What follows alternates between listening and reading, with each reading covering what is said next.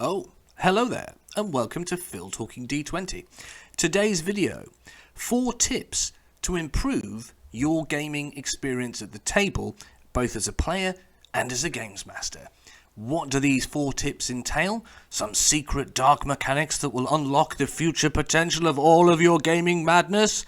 No, they are about communication. Why is communication important, I hear you ask? Well, this is a role-playing game. We're all sat at a table, or we're on a VTT at a virtual table, using the power of the internet to communicate with each other and have a sociable, good time with dice rolling and some role-playing and some conversation and some snacks and beverages and all the other things that entail a good gaming session. But there is a darker side to gaming. No, not 5e versus 2e, or even grognards and gatekeepers and all those other things, or even the Matt Mercer effect, which personally drives me crazy. No, we're talking about the fact that the vast majority of our games that we as communities are in most RPGs, but certainly the major top 2 of Pathfinder and D&D, they just putter out. They stop. They never run their natural course. They never get to defeat the big bad. The land simply gets forgotten about. The characters simply get left by the wayside, and the campaign simply stops at a not predestined point because scheduling conflicts, because people fall out, because the games master doesn't feel rewarded and doesn't want to keep putting in the effort. Because the players become bored and simply drop out and stop coming to the sessions anymore. I mean, those are some of the main reasons why a lot of campaigns stop and don't go kind of, full term. They don't go from the first book of the adventure to the 6th book of the adventure. In Pathfinder, there is a frequency for a lot of the big adventure paths to be kind of 5-6 books. And most people joke that maybe they get the first 2 or 3 done and then it just peters out for those reasons.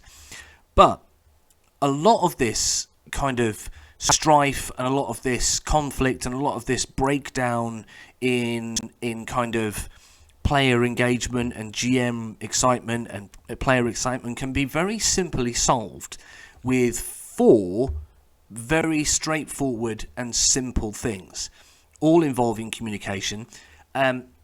This is kind of, it's a light system, and what I mean by that is I don't expect everyone to light candles, sit down, smell incense, hold hands, gaze lovingly into each other's eyes, and recite "I love you" 72 times before jumping up and down and screaming "starfish" 7 times.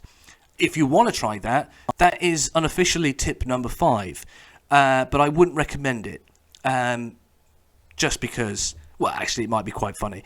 But anyway, aside from that, the first tip is have a session 0. Now, down below, there is a link to my video of 6 questions that are useful when you do a session 0. There are lots of videos about people discussing the benefits of session 0s, so I'm not going to hugely waffle on about session 0s, especially as I've recommended in one of my own videos, and there are plenty of others. But the gist of a session 0 and why it's important is it gives everyone that's going to attend the campaign and take part in the campaign a time to come and sit down and discuss what they are interested in, what they're excited about, what it is potentially going to be about, and then creating and sharing in a process of getting engaged with that. And generally, as a rule of thumb, it should be steered by the games master. They should have come up with, if not 1, maybe 2 or 3 ideas of a general campaign arc they might like to do. If they're homebrewing it, if there's an adventure path that they want to run by Wizards or Paizo, and often there is good guidance in those early books about fitting players in and what kind of characters are useful and what kind of character options are available and sensible and solid. And so it's about marrying up what the players and the games master want, anticipate, and hope to achieve in the campaign in general. That, I think, is a pretty good synopsis. Everyone gets a chance to kind of float ideas. Everyone gets an opportunity to kind of get a feel for how it might work for them, what they're interested in. They get to proffer ideas about what they'd like to see. As a games master, don't rule with an iron fist and say, this is the only thing, this is the only way, this is the only option, take it or leave it. Conversely, as a player, don't expect to run roughshod and have some woefully broken, completely unrelated, really not sensible or canon character arc thrust into a campaign where it just doesn't fit. It's important that both sides find a middle ground that works and move forward so that everyone has an understanding of what is going to happen, roughly speaking, going forward from there. You don't want a player turn up saying, I really want to play an undead hunting Dampier ranger who specialises in killing undead, only for the GM to be like, yeah, that's fine, Steve, that'll be great. And then the entire campaign involved no undead, leaving that character feeling like a jump. That is a simple solution to that dilemma. Everyone gets on the same page early. It makes moving into the campaign in session 1 much, much more likely to be successful. Because if someone says, oh, actually, I thought it was going to be about this, and I'm actually not that interested, it gives them an opportunity to either think about how they could be interested, or have the GM offer solutions to kind of say, what about this, what about that? Or simply go, actually, do you know what? It's not for me. And then the GM be like, well, that's cool. We'll find someone else and you can come in on the next campaign. Because that's perfectly reasonable as well. Now, the second one is about the 3 spheres of interest that are at any table at any given point that both players and games masters should really keep in mind during a session. And it's not the first point, but it is an important point. And it's simply these 3 spheres. All right? There is, why is this fun, interesting, and rewarding to me as a player? Why is this fun, interesting, and rewarded to me and a party, i.e. everyone else at the table? Why is this fun, interesting, and rewarding for my character? There are always nightmare stories on Reddit and Twitter and all the other places where people divulge what's happened to them, what they've enjoyed and what they've not enjoyed in role-playing and role-play games and TTRPGs. And a common one is the edgelord arsehole character, sometimes and quite often a murder hobo rogue, who keeps killing people and being a dick. Or the paladin, there's always that awful story of the lawful good paladin who's just being a prick. Or the barbarian that's just constantly raging and smashing stuff up and destroying stuff and murdering people. There's dozens of examples of negative play. And it's always justified with this awful phrase of, oh, well, it's what my character would do.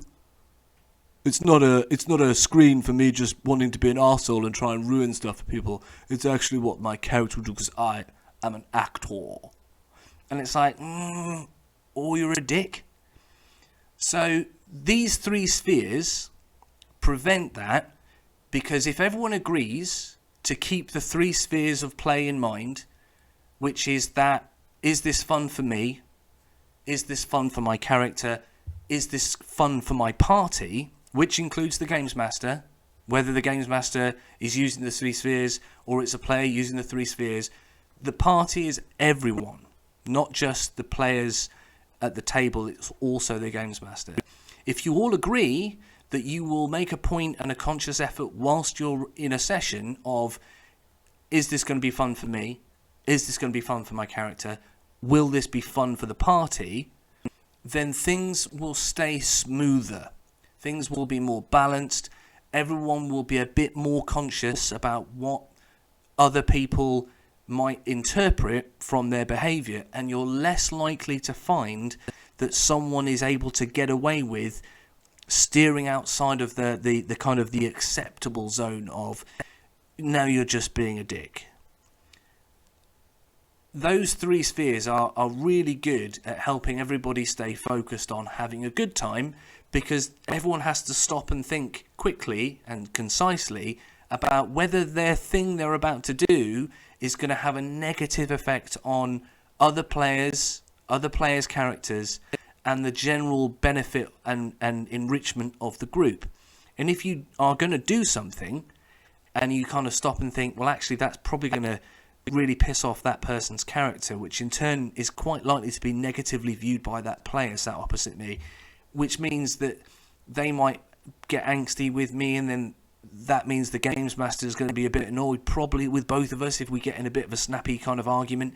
And before you know it, there is that little kind of smouldering, puff of smoke of friction between a party, and it builds, and then kapoof, no more gaming group, no more gaming, and the thing that you were all enjoying in different ways is gone, and you have to find a new group, and it starts all over again. 3 spheres: fun for me, fun for my character, fun for the party. Keep that in your mind as a simple beat, bump, bump, bump. And if you don't want to do that, don't game with other people. It's harsh, but there's loads of single-player role-play games that you could play, because everyone at the table is supposed to be having fun. The games master, the players, the characters. If that isn't an experience that you're getting, if it's constantly not fun for you, why are you doing it? Find a different group, try different things, try different systems. Don't just make yourself miserable. And that's especially true of games masters, because they have a bigger workload. But you should all be in that mantra of trying to kind of keep everybody having fun. It helps everything move forward. It helps everything kind of move more smoothly. Now, another way of making the 3 simple kind of sphere kind of thing work is ask questions. And as a games master, try and answer those questions helpfully and honestly in a way that will help the players make decisions. So it's very easy for players to kind of assume they've got a handle on things. And it's very easy for a games master to kind of say something and assume that everyone's heard it, or that everyone has interpreted it as it was intended. And sometimes there's that situation where something's happened, you're a bit fuzzy about it, you make a decision based on being a bit fuzzy about it, and then there's an unexpected outcome. And you're like, well, what happened there? And the games master's like, well, this and that and the other. And you're like, oh, what was that last bit? And he was just like, well, blah, blah, blah. And you're like, oh, I missed that. And someone else at the table is just like, yeah, no, that was a thing. And you're like, oh, no. And then it's like, oh, can we retcon it? And it kind of breaks that flow and that momentum, and it takes the edge off, and it breaks the immersion. And it means that you have to rejig things, and it becomes a pain. Make sure that if you're not sure, ask a question. If you want to clarify something, ask a question.